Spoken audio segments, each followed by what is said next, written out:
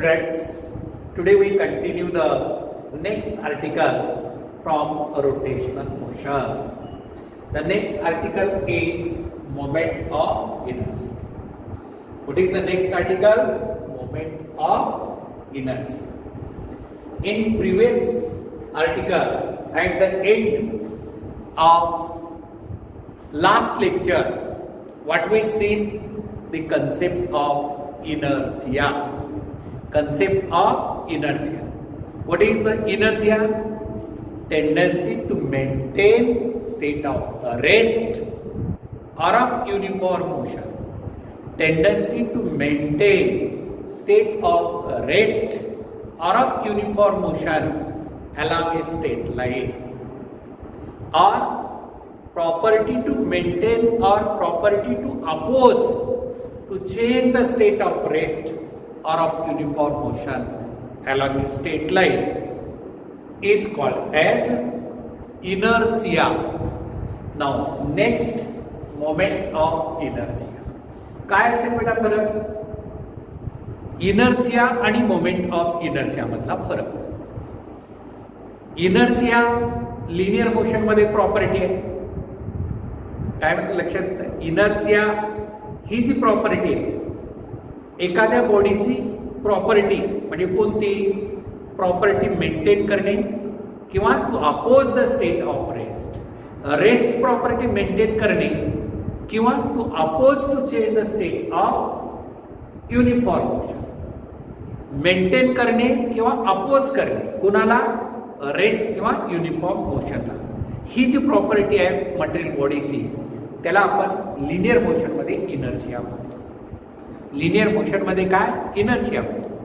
आता हीच property rotational motion मध्ये असेल, त्याला आपण काय म्हणायचं? Rotational inertia. कोणती property? What is the definition of rotational inertia? Moment of inertia is ऑफनली कॉल्ड एज रोटेशनल इनर्शिया और रोटेशनल इनर्शिया. म्हणजे मोमेंट ऑफ इनर्शियाला दुसऱ्या भाषेत रोटेशनल इनर्शिया सुद्धा म्हणतात. म्हणजे तुम्हाला टर्म आली रोटेशनल इनर्शिया तर ते मोमेंट ऑफ इनर्शियाच आहे. सांगा बेटा काय? दोन मोशन मध्ये फरक आहे. लिनियर मोशन मध्ये जी मासिव प्रॉपर्टी बॉडीची आहे त्याला आपण इनर्शिया आपण म्हणतो, आणि हीच प्रॉपर्टी रोटेशनल मोशन मध्ये असेल तर त्याला आपण काय? Rotational inertia. म्हणजे काय? Property to maintain state of rotational motion और to oppose to change the state of rotational motion is called as rotational inertia. म्हणजे कन्सेप्च्युअल डेफिनेशन काय सांगितलं? Property to maintain state of rotational motion और to oppose to change the state of rotational motion. To oppose to change the state of rotational motion is called as moment of inertia. बेटा पहा एका line. Property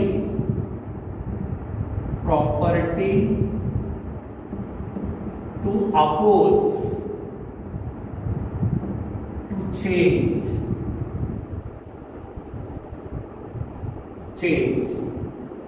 the state of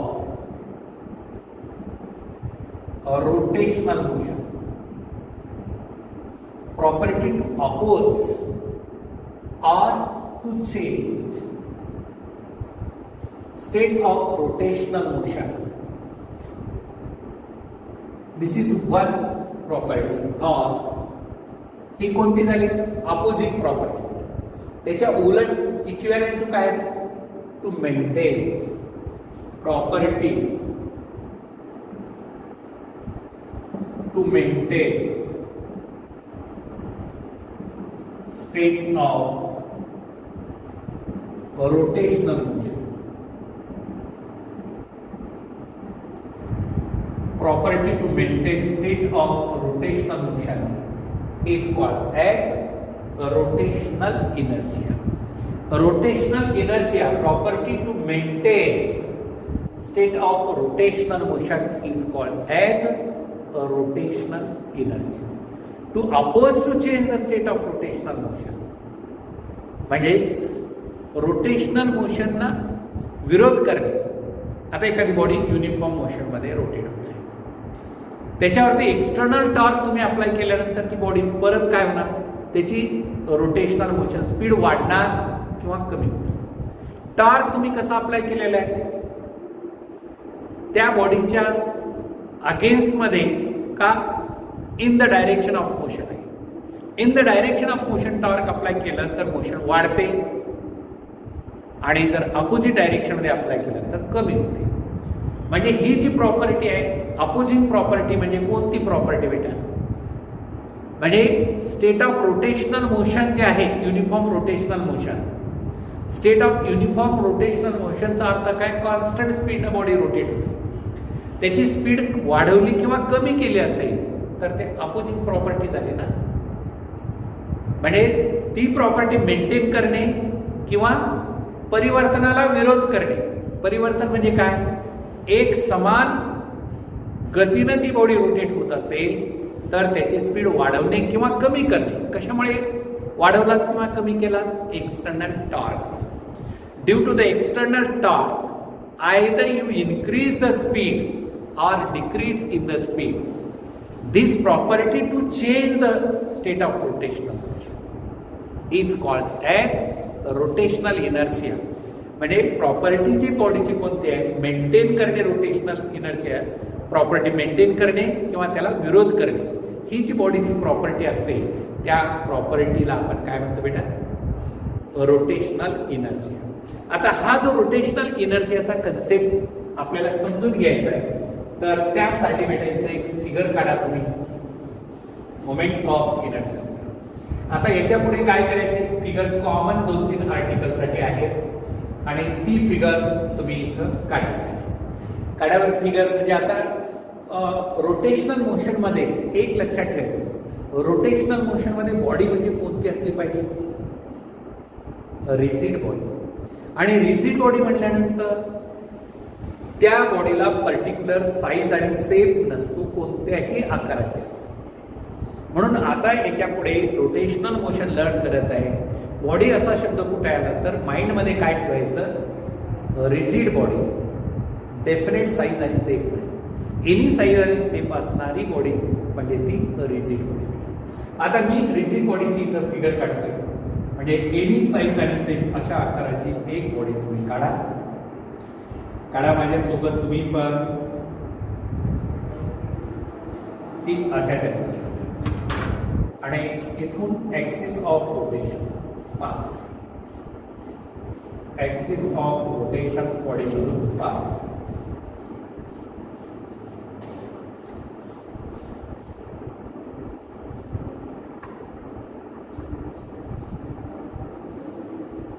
तर ही या बॉडीची thickness असेल असेल. काढा figure.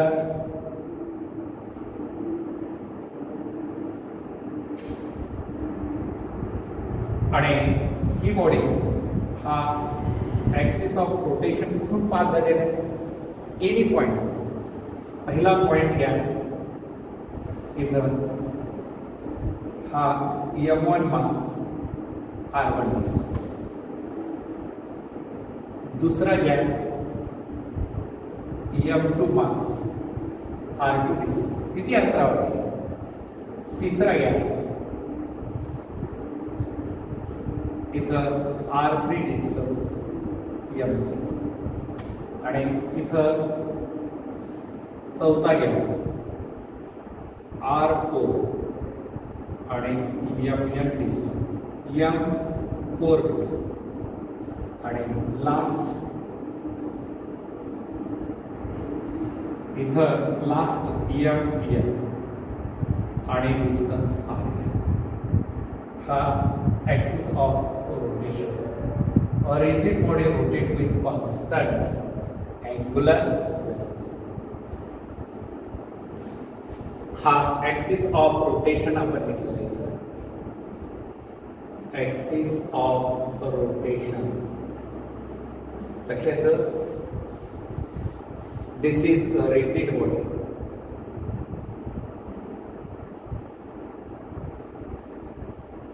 a rigid body. To understand the concept of moment of inertia. समजून घ्या. आता मोमेंट ऑफ इनर्शियाचा नवीनच कन्सेप्ट आहे. फार सिंपल कन्सेप्ट आहे, कॉम्प्लिकेटेड नाही, साधा आणि सोपा आहे. आलं लक्षात? आता आपण काय घेतलेलं आहे, ही एक रिजिड बॉडी. रिजिड बॉडी कोणत्याही आकाराची काढा, पर्टिक्युलर साईज आणि शेप नाही, कशाही आकाराची रिजिड बॉडी काढलं तरी चालतं. आणि फक्त हे पॉइंट्स ते दाखवलेले बॉडीमधले, कारण प्रत्येक बॉडी कशापासून तयार झालेली आहे.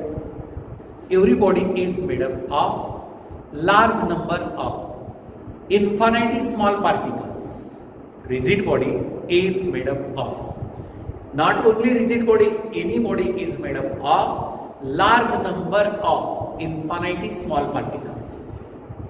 आता इथं तुम्हाला रिजिड बॉडी मी घेतलेली आहे. या रिजिड बॉडीचं फिगर विथ डिस्क्रिप्शन काही मी तुम्हाला सांगतो. Consider a rigid body of any size and shape. Rigid body म्हटलं तर त्याला पर्टिक्युलर साईज आणि शेप नसतो. Consider a rigid body of any size and shape is rotating about an axis, is rotating about an axis passing through any point O and perpendicular to the plane. A rigid body is, consider a rigid body of any size and shape. असं particular size आणि shape नाही, any size and shape.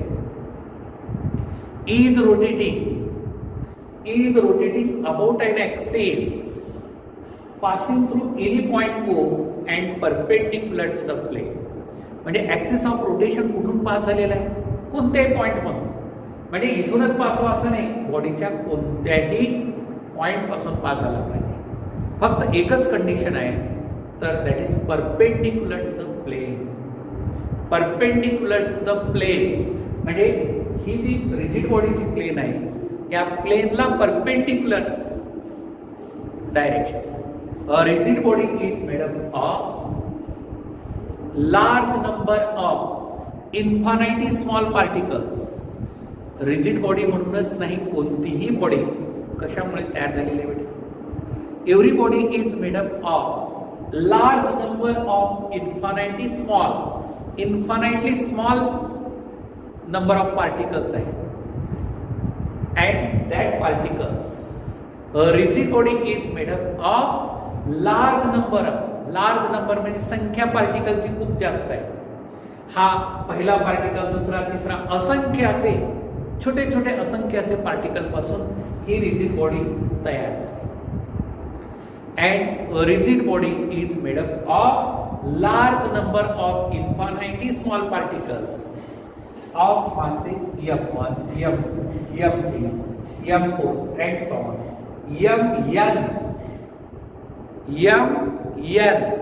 They are situated at a distance. They are situated at a distances R1, R2, R3, R4, Rn from the axis of rotation respectively. म्हणजे particle कुठे आहे. पहिला पार्टिकलचा मास M1 आहे, किती अंतरावरती आहे, R1. दुसऱ्या पार्टिकलचा मास किती आहे, M2, किती अंतरावरती आहे, R2. तिसऱ्या पार्टिकलचं मास किती आहे, M3, किती अंतरावरती आहे, R3 and so on. Last पार्टिकलचं mass Mn. They are situated at a distance Rn from the axis of rotation respectively. Axis of rotation पासूनचं हे अंतर आहे प्रत्येक पार्टिकलचं. पहिल्या पार्टिकलचं ॲक्सिस ऑफ रोटेशन पासूनचं किती अंतर, R1. दुसऱ्या पार्टिकलचं ॲक्सिस ऑफ रोटेशन पासूनचं किती अंतर, R2. तिसऱ्या पार्टिकलचं ॲक्सिस ऑफ रोटेशन पासूनचं अंतर R3. चौथ्या पार्टिकलचं ॲक्सिस ऑफ रोटेशन पासूनचं अंतर R4.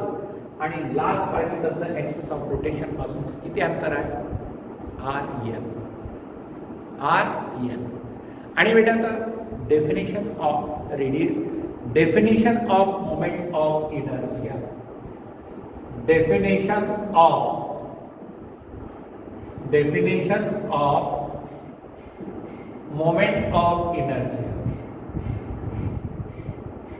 moment of inertia. सांगा काय असेल? Moment of inertia of A rotating rigid body. Mathematical definition तुम्हाला अगोदर. मोमेंट ऑफ इनर्शिया आपण आय लेटरने डिनोट करतो. मोमेंट ऑफ इनर्शियाचा सिम्बॉल, याच्या पुढे कुठेही मोमेंट ऑफ इनर्शिया टर्म आली त्याचं सिम्बॉल काय येणार? आय. तर I is equal to m1 r1 square plus m2 r2 square plus m3 r3 square and plus and so on plus mn rn square. Definition of moment of inertia. Mathematical definition तुमच्यापुढे मी ठेवलेली. आता या डेफिनेशनला translate करा. कशामध्ये? इंग्लिशमध्ये. ती तुमची डेफिनेशन.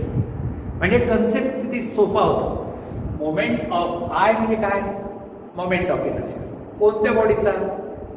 बॉडी रोटेट होत असेल तर मोमेंट ऑफ इनर्शिया, आणि बॉडी रेस्ट असेल तर इनर्शिया.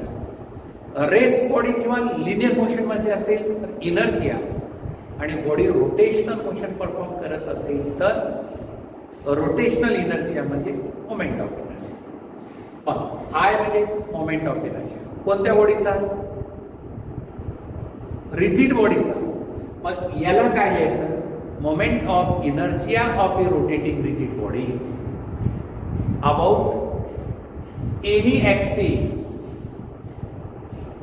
पुढे सिम्बॉल इज इक्वल टू. आता बेटा सम, इथं बेरीज दिसत आहे, इथं दिसत आहे, इथं सर्व सम ऑफ कोणाचा आहे? Sum of product of masses of each particles. Sum of product of masses of each particles and square of the distances from the axis of rotation respectively. Sum of the product of masses of each particles. Sum of the product of masses of each particles and square of the distances from the axis of rotation respectively. Square of the distances from the axis of rotation respectively. Note the definition. That is moment of inertia. Moment of inertia of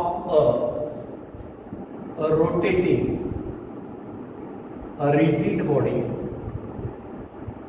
Moment of inertia of a rotating rigid body about any axis. Moment of inertia of a rotating rigid body about any axis is equal to sum of, is equal to sum, SUM ना, sum म्हणजे बेरीज, sum of कोणाचा? product of, sum of product of masses of each particle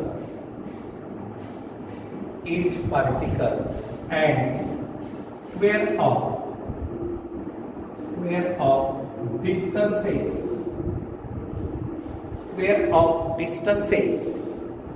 from axis of rotation. Moment of inertia of a rotating rigid body about any axis is equal to sum of product. Sum of product of masses of each particle and square of distances. R square है, square of distances from axis of rotation.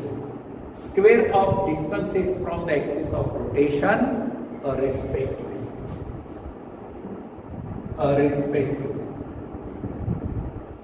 So this is the definition of moment of inertia. This is the definition of moment of inertia. बेटा आता याला आपण समेशनच्या format मध्ये आपण घेऊ. I is equal to summation of I is equal to 1 to n म्हणजे I is equal to, आता हे एवढं लांब लचक लिहिण्यापेक्षा आपल्याला मॅथमॅटिक्स मध्ये प्रोव्हिजन आहे. काय प्रोव्हिजन आहे की याला एवढं लांब लचक न लिहिता असं मॅथमॅटिक्सच्या सिम्बॉलमध्ये समेशनचा सिम्बॉल आहे, या सिम्बॉलचा अर्थ I is equal to 1 to n MIR. समजा I is equal to 1 to 2 असेल तर M1 R1 square plus M2 R2 square दोनच पार्टिकल्स आहेत. आणि आपल्याकडे एकूण किती पार्टिकल आहे, n पार्टिकल असेल तर summation of I is equal to 1 to n MIRI square. आता याला आणखीन थोडंसं सिम्प्लिफाय करता येतं. आपण इथं काय घेतलेलं आहे, असंख्य पार्टिकल घेतलेले आहे. या ठिकाणी आता एक कन्सेप्ट येतो मास एलिमेंट. म्हणजे इथं असे करोडो पार्टिकल्स आपण घेतलेले बॉडीमध्ये. मग याला काय करूया आपण, finite number of mass element घेऊया. आता मास एलिमेंटचा कन्सेप्ट काय सांगतो इथं लक्षात घ्या बेटा. असं एक घेतलं मी, हे मास एलिमेंट DM, म्हणजे 1-2 लाख पार्टिकलचा एक ग्रुप आणि या ग्रुपचं मास DM म्हणजे मास एलिमेंट DM. मग या मास एलिमेंट DM किती अंतरावरती, R पासून D. म्हणजे आता समेशनचं आपण कन्व्हर्शन करणार आहे. काय कन्वर्ट करणार आहे, बॉडी जर कंटिन्युअस डिस्ट्रीब्युशन ऑफ मास असेल, if the body is made up of finite number of masses, infinite number of mass एलिमेंटचं finite number of mass element मध्ये कन्वर्ट करायचं आहे. म्हणजे 1 लाख ग्रुपचा एक पार्टिकल एक मास एलिमेंट DM, असे इन्फानाईट नंबर ऑफ पार्टिकलचं finite number of mass element मध्ये कन्वर्ट करता येतं. आणि अशा वेळेस आपण याला I is equal to integration, समेशनचा अर्थ काय, समेशनचा दुसरा फॉर्मॅट मध्ये इंटिग्रेशन. समेशनचा अर्थ काय, addition of small quantity together. Addition of small quantity together त्याला आपण म्हणतो इंटिग्रेशन. आणि I is equal to R square into D. याचा अर्थ काय येतो सर, याचा अर्थ असा येतो R1 square DM plus R2 square DM plus and plus RN square DM. आता तुम्ही म्हणा हे असं का लिहायचं की असंख्य पार्टिकलचा आपण finite number of mass element घेतला, एक ग्रुप ऑफ पार्टिकलचा मास एलिमेंट DM आणि तो ग्रुप R1 अंतरावरती आहे. त्या ग्रुपचा सेंटर ऑफ मास, आता हा जो ग्रुप आहे इथला सेंटर ऑफ मास किती, या सेंटर ऑफ मास पासून एक्स ऑफ रोटेशनचा अंतर R. पण याला आपण असं लिहिता येतं. आणि in general I is equal to MR. M म्हणजे काय, total mass of the body. हे M म्हणजे काय झालं, where capital M total mass of the body. Capital M total mass of the body. आणि R व्हॉट इज R, सांगा R काय, axis of rotation पासून सेंटर ऑफ मास पर्यंतचा अंतर.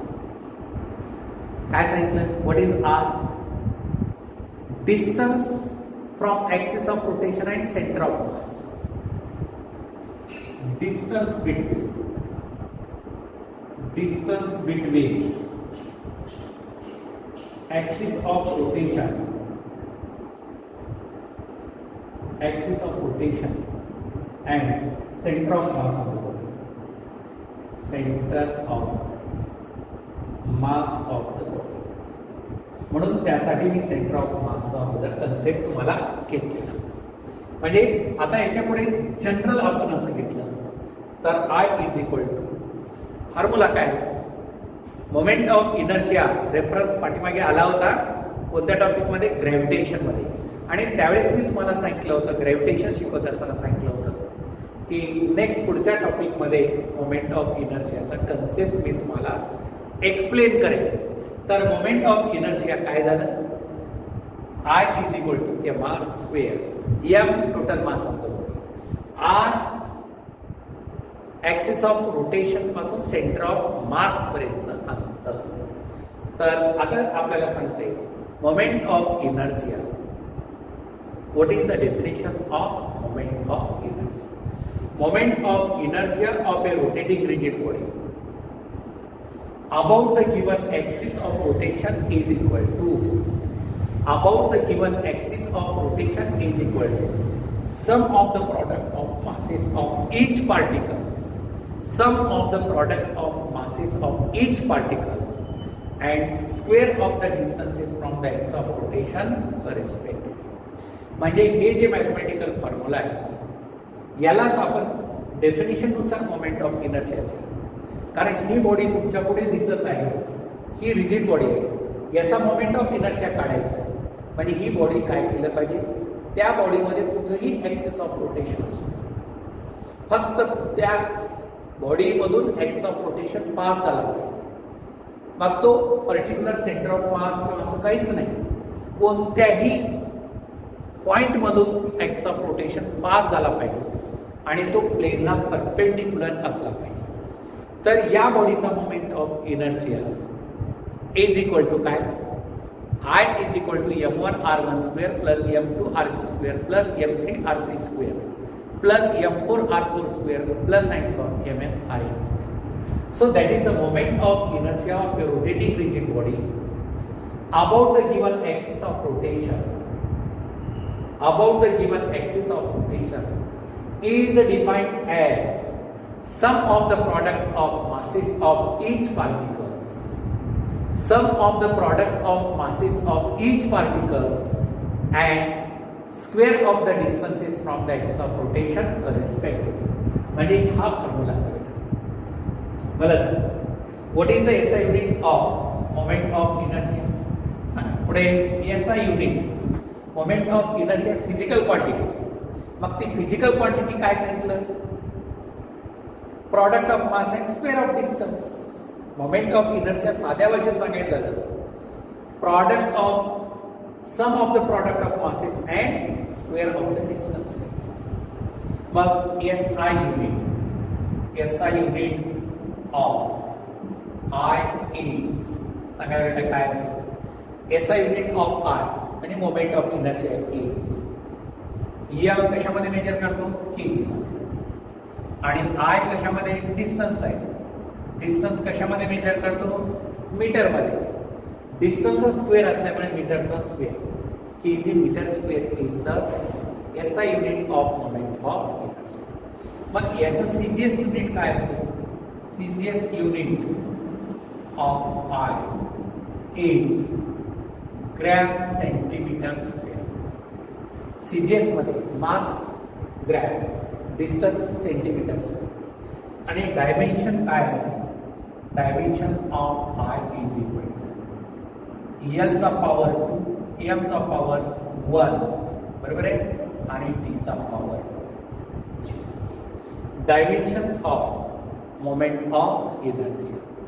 Dimension of moment of inertia एलचा power 2 एमचा power 1 आणि टीचा power 0. याला लक्षामध्ये मोमेंट ऑफ इनर्शियाचे डायमेन्शन झाले. त्यानंतर is it a vector scalar? Moment of inertia formula mr square. मग हा वेक्टर आहे का स्केलार आहे? What is it? काय असेल? Is it moment of inertia is vector और स्केलार? थोडंसं विचार करा. मोमेंट ऑफ इनर्शिया आता ही क्वांटिटी कोणती आहे? मास स्केलार क्वांटिटी आणि square of distance scalar quantity.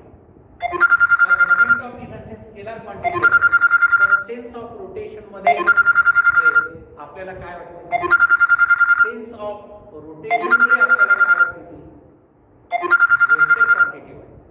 ती वेक्टर क्वांटिटी नाही. ती क्वांटिटी कोणती?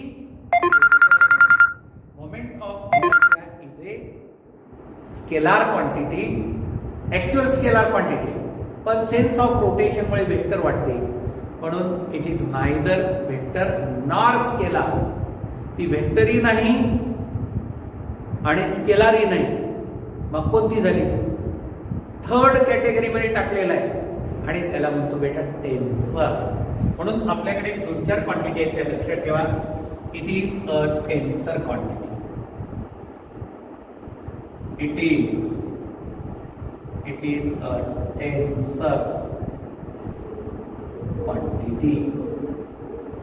It is neither scalar nor vector. It is neither scalar nor vector, but it is a tensor quantity. ही कोणती क्वांटिटी आहे? टेन्सर क्वांटिटी आहे. Neither scalar nor vector, it is a tensor quantity. Objectively विचारलं जाईल. आता बेटा या moment of इनर्शियाचा नेमका कन्सेप्ट काय? म्हणजे moment of inertia depends upon what factors, म्हणजे डिपेंडन्सी फॅक्टर्स, म्हणजे सिग्निफिकन्स पॉइंट आपण ज्याला, कॅरेक्टरिस्टिक्स आपण ज्याला म्हणू, किंवा सिग्निफिकंट ज्याला आपण म्हणू.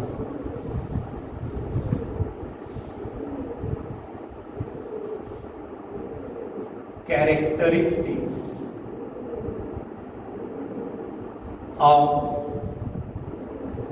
moment of inertia. Characteristics of moment of inertia. पहिला पॉइंट काय असेल? मोमेंट ऑफ इनर्शिया कशावरती डिपेंडन्सी आहे सांग. On what factors moment of inertia depends. Formula जर पाहिला तुम्ही, I is equal to mr square, तर पटकन तुमच्या लक्षात येईल moment of inertia depends upon total mass of the body. m वर डिपेंडन्सी आहे आणि r काय? Distribution of mass. Moment of inertia depends upon total mass of the body and distribution of mass about the given axis of rotation. Moment of inertia depends upon total mass of the body and distribution of mass about the given axis of rotation. Moment of inertia depends upon total mass of the body and distribution of mass about the given axis of rotation. म्हणून इथं mention करा. It depends upon total mass of the body. It depends upon total mass of the body and distribution of mass. Distribution of mass about the given axis. आता हे मात्र थोडं clear आहे. आता मी काय देतो तुम्हाला? टोटल मास मध्ये समजा एका बॉडीचं मास 1 kg, दुसऱ्या बॉडीचं मास 2 kg, तिसऱ्या बॉडीचं मास 3 kg आणि चौथ्या बॉडीचं मास 4 kg असेल. ऑब्विसली काय असेल बेटा? I directly proportional to M आहे. म्हणजेच काय झालं? heavy body have more moment of inertia as compared to the light body. ज्या बॉडीचं वजन जास्त आहे त्याचा मोमेंट ऑफ इनर्शिया जास्त आहे, ऑब्वियसच आहे, हे कुणालाही कळेल असं. आता मी तुम्हाला याच्यामध्ये दिलं म्हणजे एक्झाम्पल टाईप मध्ये दिलं असं, किंवा एक सॉलिड स्फिअर आहे, हा आयर्नच आहे, आणि दुसरा तेवढ्याच आकाराचा वूड स्पियर आहे. वूड स्पियर आणि हा आयर्न स्पियर. याचा रेडियस r आहे, याचा रेडियस तेवढाच आहे, पण याचं मास जे आहे m1 आहे कॅपिटल, याचं मास कॅपिटल M1. ऑब्विसली आपल्याला माहित आहे m1 ग्रेटर दॅन m. तर moment of inertia I1 greater than I2. तुम्हाला हे क्लिअर झालं असेल. कशामुळे? जेवढं याचं वजन जास्त आहे, याच्यापेक्षा याचं वजन जास्त आहे, म्हणून मोमेंट ऑफ इनर्शिया पहिल्याचा आयर्न स्पिअरचा जास्त असेल वूड स्पिअरपेक्षा. आयर्न स्पिअरचा मोमेंट ऑफ इनर्शिया जास्त असेल वूड स्पिअरचा. आलं का लक्षात? म्हणजे पहिला हा पॉइंट क्लिअर होण्यासाठी काही अडचण येत नाही. मास वरती डिपेंडन्सी. आता बेटा मी मास कॉन्स्टंट ठेवतो. आता हे दोन्ही आयर्न स्पिअर आणि वूड स्पिअर दोघांचं मास मी कॉन्स्टंट ठेवलं, सारखंच ठेवलं. आयर्न आणि वूड, तर मोमेंट ऑफ इनर्शिया कोणाचा जास्त असेल? मी पहा काय सांगतो तुम्हाला. दुसरा पॉइंट हा पहिला क्लिअर झाला असेल तुम्हाला. आता दुसरा, two spheres one iron and wood of same mass. Two spheres one iron and another wood of same mass. लक्षात येतं का? पहा वाक्य काय दिलं. Two spheres one iron and another wood of same mass and another wood of same mass. Mass सारखे आहे, radius आहेत का सारखे? नाही, रेडियस राहू शकत नाही. म्हणजे हा स्पिअर आयर्नचा आपण घेतला एम, रेडियस आर, तर दुसरा वूडचा स्पिअर तेवढाच मास असण्यासाठी रेडियस त्याचा आर. बरोबर आहे? एक आयर्नचा एवढा छोटा स्पिअर आहे, तेवढाच मास असण्यासाठी वूडचा मोठा स्पिअर असतो. म्हणजे याचा मोमेंट ऑफ इनर्शिया I1 आहे, याचा मोमेंट ऑफ इनर्शिया I2 आहे. तर I1 जास्त आहे का I2 आहे? तुम्हाला वाटत असेल की दोन्हीचा मास सारखा आहे, नो डाऊट, पण रेडियस कुठं सारखा आहे? R2 रेडियस जास्त आहे, म्हणजे पार्टिकल दूर दूर ऍक्सिस पासून आहे. मोमेंट ऑफ इनर्शिया कोणाचा जास्त आहे? अर्थात obviously I2 greater than I1. कशामुळे I2 ग्रेटर आहे? त्या पार्टिकलचं मास डिस्ट्रीब्युशन ऍक्सिस पासून दूर अंतरावर आहे. काय म्हटलं मी? त्या पार्टिकलचं ऍक्सिस पासूनचं अंतर जास्त आहे, म्हणून मोमेंट ऑफ इनर्शिया. म्हणून बेटा moment of inertia not only depends upon total mass of the body, but it also depends upon distribution. म्हणजे एक शॉर्ट मध्ये काय सांगता येतं? मोमेंट ऑफ इनर्शिया म्हणजे केवळ मास डोक्यात घेऊ नका. मासच्या सोबत आर, डिस्ट्रीब्युशन ऑफ मास कसं आहे. ऍक्सिसच्या जवळ पार्टिकल असते तर मोमेंट ऑफ इनर्शिया कमी, ऍक्सिस पासून दूर अंतरावरती पार्टिकल असतील तर मोमेंट ऑफ इनर्शिया जास्त. म्हणजे हे एक्झाम्पल आपल्याला काय क्लेरिफाय करतं? हे एक्झाम्पल आपल्याला काय सांगतं की रेडियस जास्त असेल तर मोमेंट ऑफ इनर्शिया जास्त. दोन्हीचा विचार करा. मास कॉन्स्टंट ठेवला दोनाचा, पण सॉलिड स्पिअर, अनेकांना वाटतं सॉलिड स्पिअरचा मोमेंट ऑफ इनर्शिया जास्त आहे. आयर्न स्पिअरचा, आयर्न स्पिअर आणि वूड स्पिअर आहे ना, दोन्हीचं मास सारखं असेल तर वूड स्पिअरचा मोमेंट ऑफ इनर्शिया जास्त असतो आयर्न स्पिअर पेक्षा. कशामुळे? डिस्ट्रीब्युशन ऑफ मासचा इफेक्ट इथं आहे. कशाचा आहे? डिस्ट्रीब्युशन ऑफ मासचा इफेक्ट इथं जास्त आहे. आता तुम्हाला मी तिसरे एक्झाम्पल सांगितलं, ही मात्र अत्यंत महत्वाचं आहे. याच्यावरतीच न्यूमरिकल ऑब्जेक्टिव्ह मध्ये विचारले, म्हणून हे क्लिअर करून घ्यायचं. आता तिसरे एक्झाम्पल मी काय सांगतो की सॉलिड स्पिअर आणि आयर्न स्पिअर आपण इथं घेतलं. डिस्ट्रीब्युशन ऑफ मास, मी एक सॉलिड स्पिअर घेतलं, भरीव असा सॉलिड स्पिअर, भरीव पूर्ण, याचं मास घ्या. आणि दुसरा हॅलो स्पिअर घेतला, तेवढाच मास, सॉलिड स्पिअर. समजून घ्या, हॅलो स्पिअर,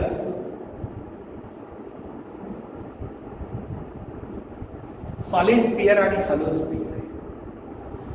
तर याचा मास सारखा घेतला, या रेडियस सारखा घेतला, तर मोमेंट ऑफ इनर्शिया कोणाचा जास्त आहे सांगा बरं. क्वेश्चन लक्षात आला का मी काय घेतलं ते? एक सॉलिड स्पियर मास m, दुसरा हॅलो स्पियर मास m. दोघांचा रेडियस सारखा असेल तर मोमेंट ऑफ इनर्शिया कोणत्याचा जास्त? सॉलिड स्पियरचा जास्त येतो का हॅलो स्पियरचा जास्त? सांगा का दोघांचा सारखाच येतो? बहुतांश विद्यार्थ्यांना वाटतं की या मोमेंट ऑफ इनर्शिया दोन्हीचा सारखा येतो, पण सारखा येत नाही. काय येत नाही बेटा? या ठिकाणी I hollow sphere greater than I solid sphere. कशामुळे? Distribution of mass. इथं डिस्ट्रीब्युशन ऑफ मास युनिफॉर्म आहे, इथं डिस्ट्रीब्युशन ऑफ मास ऍक्सिस पासून दूर अंतरावरती जास्त आहे. आलं का लक्षात? डिस्ट्रीब्युशन ऑफ मास कुठे आहे? ऍक्सिस ऑफ रोटेशन पासून जास्त अंतरावरती आहे, म्हणून मोमेंट ऑफ इनर्शिया याचा जास्त आहे. सॉलिड स्पियरचा मोमेंट ऑफ इनर्शिया जास्त आहे. म्हणजे डिस्ट्रीब्युशन ऑफ मास वरती डिपेंडन्सी आहे, हे लक्षात घेतलं पाहिजे. त्यानंतर बेटा इथं चौथा पॉइंट तुमच्या पुढे क्लिअर होतो, म्हणजे एक्झाम्पल थ्रू काय. आता एक रिंग घेतली असेल, ही एक रिंग आहे, ही दुसरी रिंग आहे, ही तिसरी रिंग आहे. पहिली रिंग आयर्नची Fe, दुसरी रिंग ॲल्युमिनियमची आणि तिसरी आयर्नची. ह्या सिस्टीम रोटेट केलं, याचा मोमेंट ऑफ इनर्शिया घेतला मी I. आता नंतर तीच तेवढ्याच साईजच्या पहिली घेतली आयर्नची, इथं आयर्न घेतलं ॲल्युमिनियमची, आणि दुसरी रिंग कोणती घेतली? आयर्नची घेतली, आणि तिसरी रिंग कोणती घेतली? इथं ॲल्युमिनियमची. याचा मोमेंट ऑफ इनर्शिया काढला I. तर आता सांगा बरं, म्हणजे या दोन्हीचं रेडियस सारखेच आहे, फक्त रिंग त्या रिंग ज्या आहेत आल्टून पाल्टून. इथं पहिल्यांदा आयर्नची, नंतर ॲल्युमिनियमची, नंतर आयर्नची. इथं पहिल्यांदा ॲल्युमिनियमची, नंतर आयर्नची, नंतर ॲल्युमिनियमची. आणि या सिस्टीमचा मोमेंट ऑफ इनर्शिया काढला, हा I1 आला, हा I2 आला. तर कोणता मोमेंट ऑफ इनर्शिया जास्त असं विचारलेलं आहे तुम्हाला कम्पेअर करून. काय आन्सर आहे सांगा बरं. What is the answer? फार विचार करून द्यायचं बरं का, सिंपल आहे. तर बेटा I1 greater than I2. I1 greater than I2. कशामुळे रे? कारण इथं काय करायचं, ॲल्युमिनियम वजनानं हलका आहे आणि आयर्न वजनानं जास्त आहे. म्हणजे जास्त वजनाचा पार्टिकल ऍक्सिस पासून लॉंग डिस्टन्स वरती आहे. इथं वजनानं हलका असलेली रिंग शेवटची आहे लॉंग डिस्टन्स पासून, म्हणून डिस्ट्रीब्युशन ऑफ मास वरती डिपेंडन्सी आहे. तर इथं जे असेल हेवी बॉडी म्हणजे वजनानं जास्त ऍक्सिस पासून दूर अंतरावरती असेल तर त्याचा मोमेंट ऑफ इनर्शिया जास्त असतो. त्याचा मोमेंट ऑफ इनर्शिया कसा असतो? जास्त असतो. म्हणून याचा moment of inertia I1 greater than I2. I1 greater than I2. अलग लक्षात. म्हणजे हा कन्सेप्ट आपल्याला मोमेंट ऑफ इनर्शियाचा क्लिअर करावा लागेल. चला आणखीन एक एक्झाम्पल तुमच्या पुढे ठेवतो इथं, आणि पाचवं एक्झाम्पल. एक स्टिक घेतली, स्टिक म्हणजे काठी किंवा रॉड घेतली, आणि या रॉडचा हा सेंटर पॉइंट आहे, मिडल. अर्धा पार्ट जो असेल, हे विचारलेला एक्झाम्पल बघा लक्षात ठेवा. हा अर्धा पार्ट जो असेल तो आयर्न फेरस आपण, आणि इकडचा उघड असेल लाकडी आहे, आणि ऍक्सिस ऑफ रोटेशन इथून पास केला, याचा मोमेंट ऑफ इनर्शिया आहे. नंतर ऍक्सिस ऑफ रोटेशन आपण बदलला, इथून पास केला, याचा काढला I. आता एक रॉड घेतलेला आहे, 1 मीटर रॉड आहे, बरोबर. हाफ लेंथ रॉडची आयर्नची आणि हाफ लेंथ रॉडची पुढची. आणि एका एंड मधून त्याला रोटेट केलं, पहिल्या एंड इथून रोटेट केलं, नंतर दुसऱ्या एंडला रोटेट केलं, या दोघांचे मोमेंट ऑफ इनर्शिया रेकॉर्ड केली. हा I1 आणि तो I2 असेल. आलं लक्षात काय सिच्युएशन आहे ते? मग मोमेंट ऑफ इनर्शिया कोणाचा जास्त असेल सांगा? I1 ग्रेटर दॅन I2 येईल का I2 ग्रेटर दॅन I1 येईल का I1 is equal to I2? दिसतंय ना तुम्हाला क्लिअर इथं बोर्डावर? काय आन्सर असेल? तर बेटा याचं इथं काय असेल? I1 greater than I2. Correct? कारण आयर्नचे हेवी पार्टिकल ऍक्सिस पासून दूर अंतरावरती आहे. या ऍक्सिस पासून हेवी पार्टिकल दूर अंतरावरती आहे, म्हणून मोमेंट ऑफ इनर्शिया जास्त आहे त्याचा. या ऍक्सिस पासून हेवी पार्टिकल जवळ आहे आणि लाईट पार्टिकल दूर आहे, म्हणजे मास वरती आणि डिस्टन्स वरती. तर याचा moment of inertia I1 greater than I2.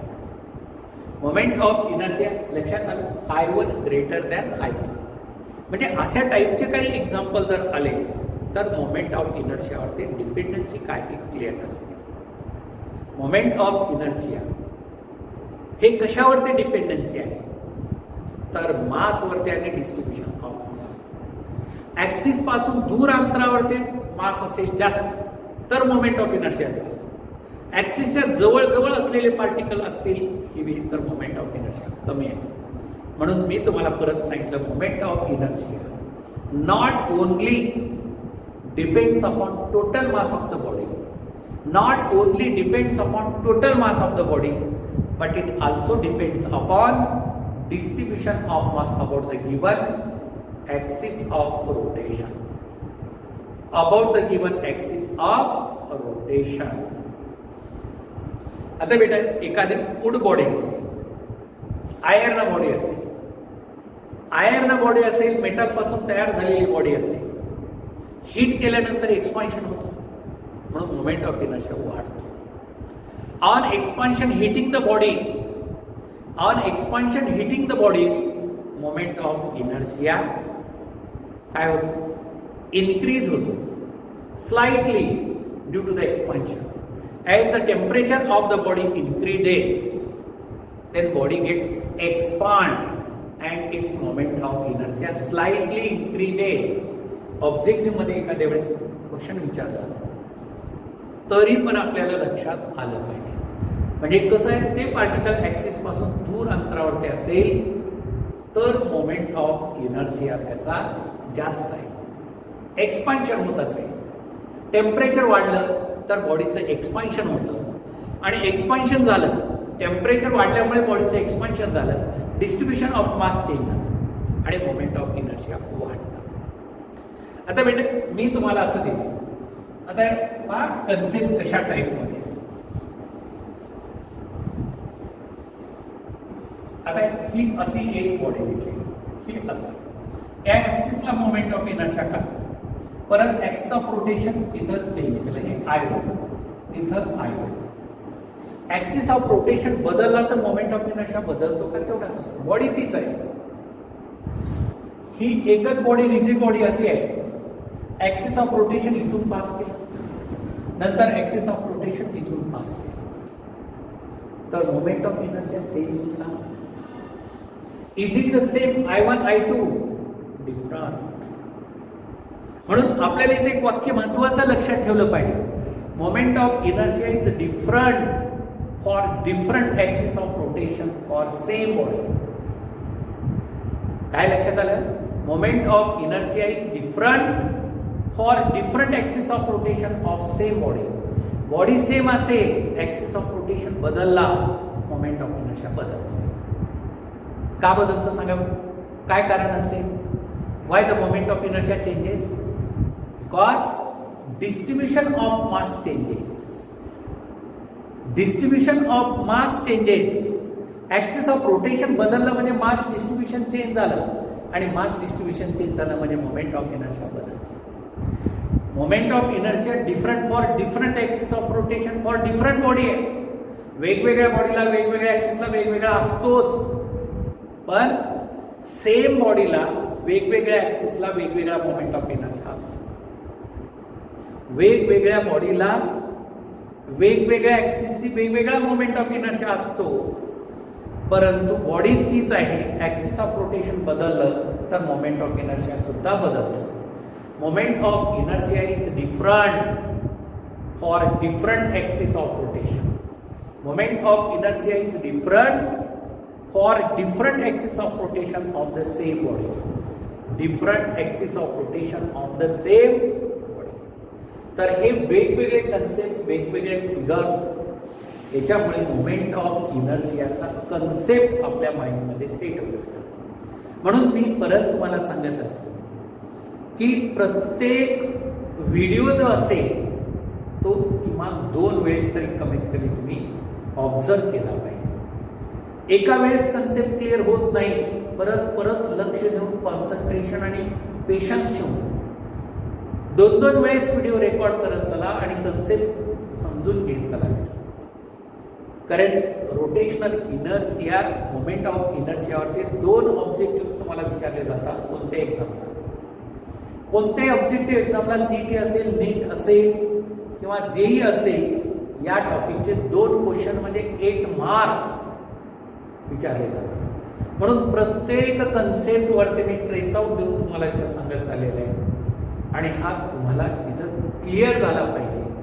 म्हणून व्हिडिओ समोर चालू असताना नोट्स काढत चला. प्रत्येक वाक्य ना वाक्य लक्षात ठेवत चला. ते वाक्य तसं वहीमध्ये लिहून घेत चला आणि समजून घेत चला. आणि काही अडचण आली असेल तर विचारा फोन करू, कारण त्याच्याशिवाय नाही आता बऱ्याचशा अडचणी आपल्याला ह्या सॉल्व्ह कराव्या लागतात. And so that the concept of moment of inertia, हे मोमेंट ऑफ इनर्शियाचे जे आर्टिकल आपल्याकडे होतं हे आपण इथं क्लिअर झालेलं आहे. आता नेक्स्ट लेक्चरला आपण नेक्स्ट आर्टिकल लर्न करूया.